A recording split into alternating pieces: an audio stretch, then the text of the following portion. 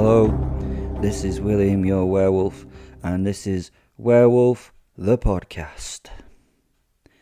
If you would like to donate some cash to a starving werewolf who's dead starving because he's starving and stuff, he's not starving really, but it'd be nice if you gave him some money, then you can go down to support the link at the bottom. There's also a Facebook group there and my Twitter handle and my book. If you don't want to do any of that, that's fine. I still love you. Today, I'm going to be telling a story from Fen's point of view. He's my wolf soul. So, here we go. This is a memory from Fen's past. Fen is my wolf soul, and he has been around for hundreds of years. He was created in a magical rite in the Ural Mountains of Siberia when a pack of wolves combined their souls with a pack of humans to try and get through a freezing winter. Hopefully you know all about this because you've listened to the other episodes, ain't you? Fen has passed through the lives of 5 humans. They have either died or he left them until he got to me. He has many memories of many incidents that he took part in. This is one of his favourites. He calls this wolf versus knight. You know, like those crappy YouTube videos where they compare a knight to a ninja and shit. We're getting it from Fen's point of view. He wanted to contribute, so here we go. It's cool to hear his stories and even better to participate. For goodness sake, do they think they're chasing me? Fen asked himself as he ran away from the horses. Do they think they're tracking me? As he heard the baying of the hounds that were tracking his scent. They believe they are hunting me. I'm not something to be hunted. I am the hunter. But Fen had to remind himself that he was doing a lot of running away at this moment to say that he wasn't being hunted. I think I will bite off more than they can chew. And you know what? I know I can chew it. I can chew their fucking head thing right off. Yeah, and stuff. I am loping through the night in my giant wolf form, big, black, and bastardly through and through. The armoured men are on horseback and trying to kill or capture the beast that has just destroyed those pointless people back there in that meaningless little village. You kill a few starving, miserable peasants, and that is perceived as a bad thing, and they want retribution and revenge and shit. I did them a favour in killing them all. Some people take mass murder of their families and friends so personally. Wankers. I mean, you leave a small, unprotected hamlet deep in the countryside. What do you expect to happen?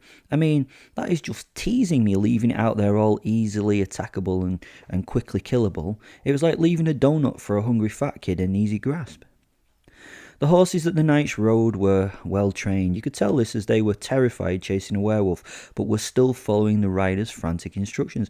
They were well trained, but I know that I will be able to make them, the horses, go mental at some point. And I'm looking forward to that moment of enveloping terror that I could wrap around those poor beasts when appropriate. The knights then, amusingly, will be trying to control several 100 pounds of the crazy beast.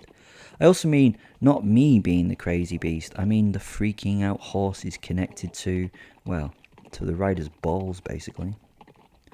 Once deep into the dark woodland, I have stopped and waited for them. I am hidden in the shade and cover of the shrubs of the near woodland.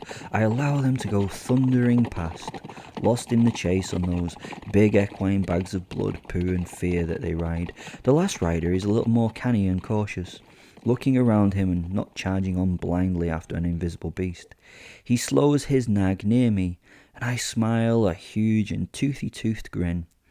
The man's horse whinnies and shies, sensing something dangerous close, so he pats it on the neck in response and whispers in its ear sweetly to calm it. Oh, sweet, innit? Several things go through my head. One is that horses must be the most farted on animal on the planet. Must be, mustn't they? They have to be. Which was distracting. I mean, they literally must be the most farted on creature if you think about it. I cannot think of another animal as often in contact with a human's arse as a horse. Maybe it's most farted on animal by a human. Not sure. Can you think of another one? But then I tense in preparation as they roar past my hiding place surrounded by apoplectic hounds. The last rider, as I said, is moving a little slower and seems to pay the world more attention than the others. He reins the horse to a standstill, very close to me as some of my smaller brethren share the day's news by howling it out to the world in the distant mountains. It is time for me to do my wolfy shit. I slowly wander out in front of the rider, not threatening, not growling or frenzied, just looking interested in the sight that I see before me. I look at the rider closely, and he freezes solid, his eyes locking in ferocious contact with mine. I stop before him and give the ground a gentle sniff or three. It just seemed appropriate, and then sit before him and stare. The man's horse is on the edge of freaking out, but he gently pats its neck while never leaving my eyes with his own. I can almost smell his brain spinning through different options and imagined outcomes. As I yawn and lick clean my jawline, he makes a decision. It took a while, and really, he only had one option. He slowly reaches back and down, going for what I presume is a weapon. I snarl, curl my lip, and give him a toothy warning. He freezes in his movement and smiles. "Good day, young," he says. I hope he means the fecking horse and not me, cheeky twat. Right, deadifying time. I get up and slowly wander my way forward, changing into my werewolf form as I quicken my pace to get to grips with him. He snatches the reins and rears his horse just in time as I send a claw lashing out in his direction. Sadly, it hits his horse and rips its throat out from the stupid beast's neck. Blood flies with gobbets of flesh as the slashing claw gets to the end of its trajectory. The horse, being big, hasn't realised that it's dead yet, and it tries to scream in a response to its horrific treatment. It stays silent. It's got no throat, has it? It stays rearing on its hind legs. The horse wobbles back and forth and finally dies, collapsing and crushing the rider's leg as it lands on its side. The man yells and struggles beneath the dying horse, trying to push the animal off his leg, desperately fighting to get free. I pad up to him as he weakly reaches for his sword. He drags it from its sheath and flourishes the pointy bit of it at me while holding the not pointy end. "Bleib zurück, beast," he threatens. I continue to move towards him, returning to my wolf form and just sniffing at the now dead horse and showing a little interest in the trapped man. He pushes again at the horse with his untrapped leg and screams into the night for help. It's funny as fuck as he kicks and kicks at the horse, saying something incomprehensible in German. I watch him. This is fun. He knows he is fucked and that I can kill him at any time, and I'm in no rush. He lies back on the ground and tears are shed as he beats the floor. "God, hilf mir!" he shouts to the sky. Once more he sits up and looks at me, shaking the sword in my direction, but realises that he's no threat, so he drops the blade to the floor and makes every effort to push the horse again from his trapped thigh. I sit down on my haunches and watch the struggling man. He curses and swears, using his free leg to try and push and kick his way free. His hands and everything go into it. This goes on for a little while as he panics and wastes his energy with no positive results. Finally, he is exhausted and he quits trying to escape. He throws himself back flat on the ground once more. His head is in his hands and he mumbles something again to some god or something about getting through this. I yawn at this point and slowly rise from my sitting position and give myself a big doggy shake. I move around to the belly of the horse and step my forepaws onto it. I look down at the trapped man in my new position, seeing what he'll do next. He sits up and takes his weight on his hands, looking up into my face. I see a face full of tears and horror. The panic and the fear fill him as he looks around for an escape plan. His only option is to grab his sword again and lie back flat, trying to keep the blade length between himself and me. The sword is large and unwieldy at close quarters. I lean forward and let the sword point touch my chest. I move gently forward and press myself onto it. He struggles to stop my bulk moving and realises he cannot even pierce my pelt with his dull-pointed, useless weapon. I snatch the wrist that holds the weapon in my mouth. I feel the bones crunch and break between my teeth. My predator's tools slice easily through the flesh and bone like the blades that they are. They remove his hand and the sword falls to the floor with his severed hand attached. His lovely new wound pours forth blood, and I gently lap from the ruined forearm. He makes no noise but just lies there flat, staring at the horrific scene before him. He can't do anything. He holds out his arm and just lets me drink the liquid as it empties from his arteries. His eyes are wide and flicker with shock and disbelief.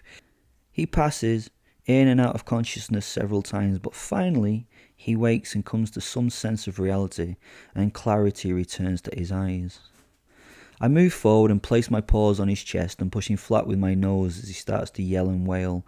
He strikes at me ineffectually with his blood-drained body. He beats me with a freshly butchered and still bleeding arm. He eventually settles, exhausted and crying. I snuffle against his face and lick the salty tears from his eyes. The taste of terror. The taste of terror.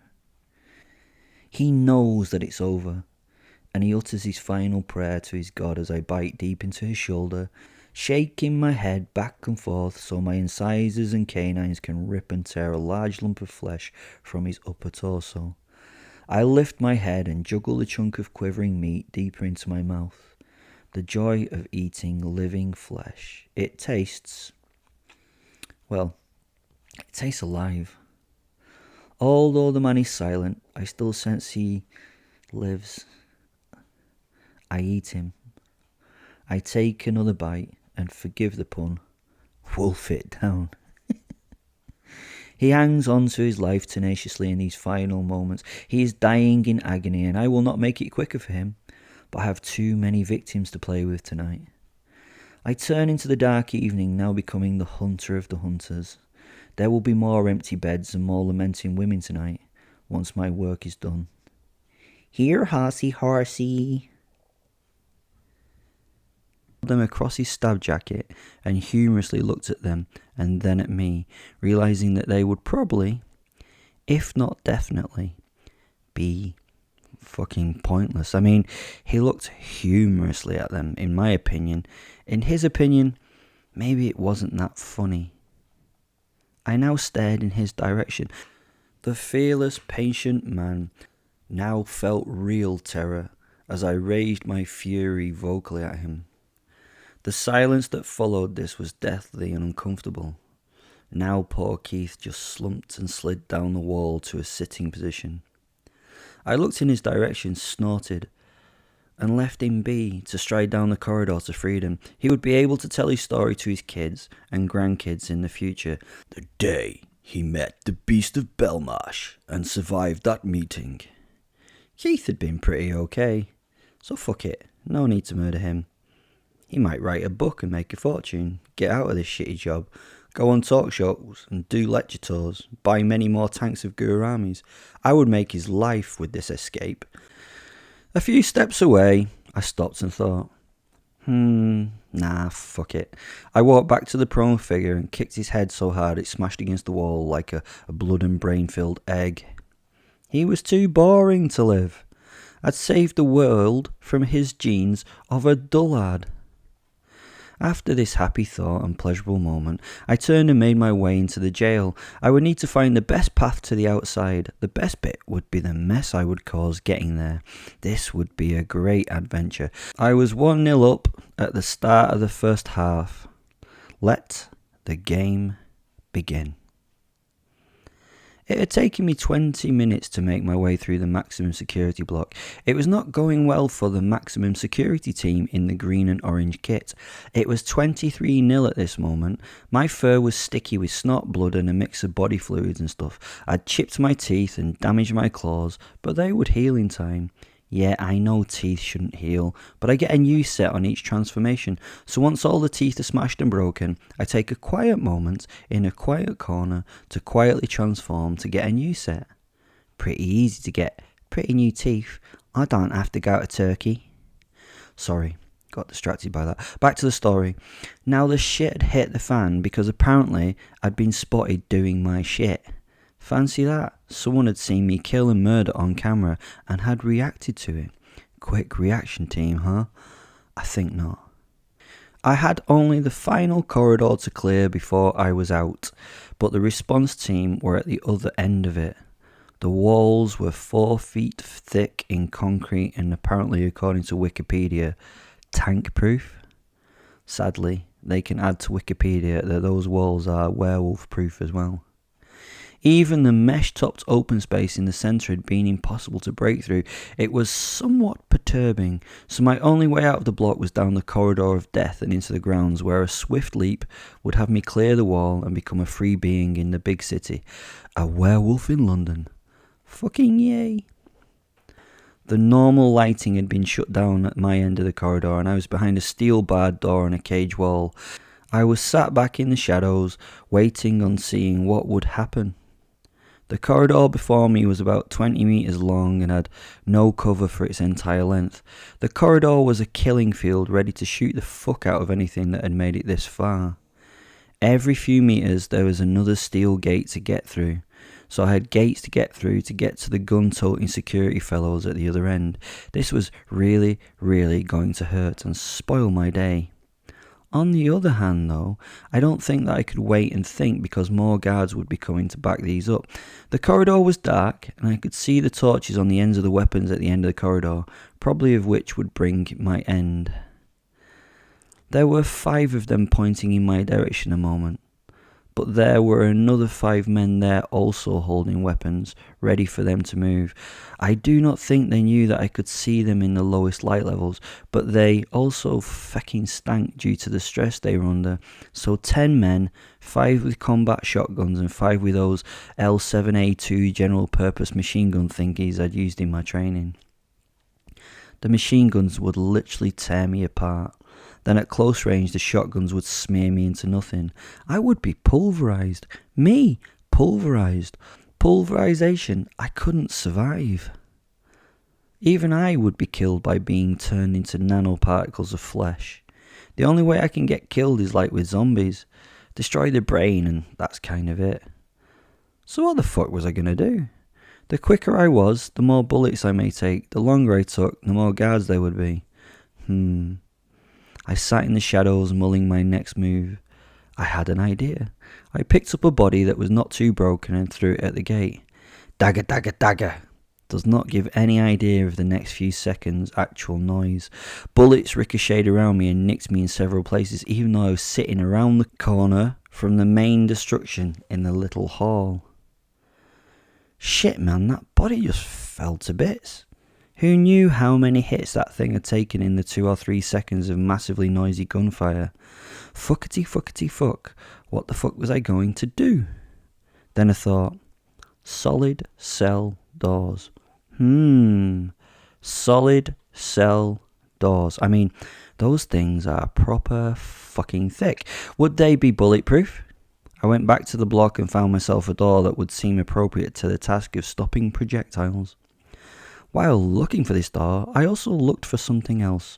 Was there any of the 23 still alive? I sniffed around a few bodies, mostly dead and in bits, and tried to find life. Luckily, I found her. She was breathing and losing blood as she sat leant against the wall. She'd been blonde, now a redhead. Get it? And quite cute, if not a little on the chunky side. She saw me coming and tried to move, but her body was too broken. Legs and arms shouldn't have been in that many obtuse angles. I think they were very broken up indeed. Ah well, she'd do. I picked her up and pulled her ponytail over the top of the door I'd found so that she dangled in front of the solid door.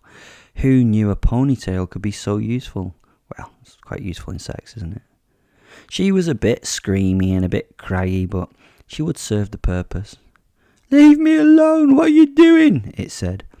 I smiled and dragged her to the death corridor, her in one hand and the door in the other. She didn't enjoy the process at all. I believe she was in a bit of pain. When I got to the corridor, I transformed back to my manly self and, hidden around the corner, shouted, "I've one still alive. I will show you to her, but if you shoot her, it is you who killed her dead, not me." I then went back to my werewolf and hefted up the door like a shield and hung her in front of it. She was a bit too quiet, so I poked her a few times and shook her slowly. Once she was crying and warbling, I slowly walked towards the gate in order to see what they would do. They did nothing. They fired no shots. They said nothing. I got to the gate and pressed her against it. Still no shots. It was working. I reached to each side of the door and grasped the bars there. I then started to pull the bars towards me as I walked back down the corridor, trying to drag the gate with me. It took some wrenching and twisting to get it moving, but I got it out of the walls on either side. Sadly, the little human thing was crushed a bit and had oozed between the bars and formed a bit of a red streak. She dripped all over my feet, which made my steps somewhat awkward and slippy. As I moved around the corner, I let all of the items clang to the floor. It worked, but this process was going to take too long. Again, I had to rack my brains to think of something to get me through this quick. Fuck it. I picked up the smeared, bloody door and held it in front of me as I started running towards the gates in the corridor. In this instance, plan A, B, and C would be charge. I picked up my pace and I leant my shoulder into the second gate. The door clanged into it and tore it completely out of its fittings. It grated against the walls as I ran, temporarily slowing me down before my pace returned. Then the world turned into a firestorm as they opened up with their mix of weaponry. I could feel the ricochets and pings and got a few afterstrikes as the bullets rattled around the door. I was not ready for the next impact, and it took my forward momentum away from me. I had partially torn the bars from the concrete of the third gate, but stopped. I had to walk backwards under fire to get the distance required to get up to full speed again to hit the gate once more. Charge! The door was bouncing around under fire as I rang back at the gate, and it wrapped around the door, this time not slowing me down in the slightest. The shotguns now kicked in, and the door bounced around under the percussive vibrations, almost forcing me to let the door drop. I had a final gate to get to the blood bags on the other side. Charge! Clang and stop. Shit. Run back, run forwards. Clang! This door was a little tougher. Run back and then run forward again. And through! Everything went into slow motion now as I cast the door in the direction of the men standing there shoulder to shoulder with their shotguns. I crushed 5 with that door and it flew through them, landing on 2 and turning them into, puddles.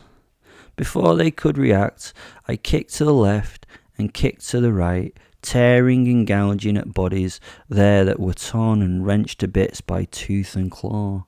I'd killed 4 more before I took a shot to the chest with a shotgun. 31-1. Bastard. I stopped to stare at the man who had the audacity to shoot me.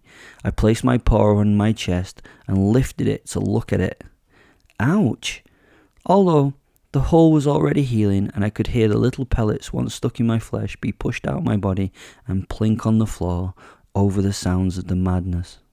The gunman was reloading his weapon, but had made the beginner mistake of trying to fully load his gun.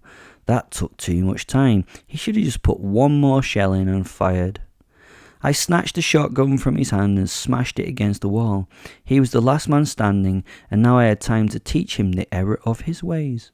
Obviously, he would not survive the lesson, but it would be a short and painful one. I tore the Met vest from his chest and jabbed my finger into it. Into his chest, not the Met vest. I touched the heart with a claw and killed him with a simple flick. I watched as the life left his eyes, my finger feeling his heart slow and then stop. The body dropped to the ground. I was done. Again, nothing was stirring, not even a mouse. I strutted from the room and out the doors of the blocks into a yard. They had left the doors open in their excitement, and I wandered outside. There was a lot of people out there running to the rescue now, but the sight of me stopped the runners and silenced the yells of emergency. I was gone in a flash. I ran across the yard, bursting through the inner wire fence and up over and onto the top of the wall, where I paused and howled my delight into the velvet night. I leapt from the ramparts and was in the city and free. Let the nightmares now truly begin. So far, the score was 34-1. I'd had better games, but now I had 9 million inhabitants of London before me and a whole lot of rage to get out of my system. The darkness tonight would be filled with death. The night would be a scary time for the monkeys. By 7:21 a.m, I was at 79-1. A good score. Thanks for listening. Hope you enjoyed it. Bye.